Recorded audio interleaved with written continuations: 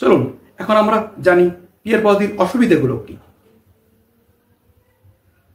প্রথমত আমরা জানব সরকার গঠনে বেশি সময় লাগে। পিয়ার পদ্ধতি নির্বাচনে যেহেতু একক দলের পক্ষে সরকার গঠন করা সম্ভব হয় না, সেহেতু ছোট ছোট দলের সাথে আলোচনার সাপেক্ষে তাদের মতামত নিয়ে সরকার গঠন করতে হয়। সরকার গঠন করতে একটু সময় বেশি লাগে। দ্বিতীয়ত, ছোট দলগুলো বেশি প্রভাব ফেলতে পারে। অনেক সময় দেখা যায় বড় দলগুলোর সাথে ছোট দলগুলো একটু বেশি প্রভাব ফেলতে চায়, কারণ তারা মনে করে আমরা না থাকলে তোমরা ক্ষমতায় থাকতে পারবে না।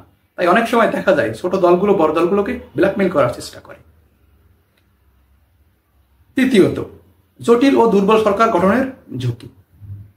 যেহেতু অনেকগুলো দল মিলে সরকার গঠন করতে হয়, সেহেতু দল ভেঙে যাওয়ার সম্ভাবনা বেশি থাকে। অনেক সময় নতুন নতুন ঐক্য গঠিত হয় এবং সরকার বারবার পরিবর্তন হতে পারে। চতুর্থ, স্থানীয় প্রতিনিধি না থাকা। যেহেতু কোনো স্থানীয় পর্যায়ে এমপি থাকে না, সেক্ষেত্রে স্থানীয় পর্যায়ে নেতা তৈরি হওয়ার সম্ভাবনা কমে যায় এবং স্থানীয় সমস্যাগুলো সংসদে প্রতিনিধিত্ব করার ব্যক্তিও থাকে না।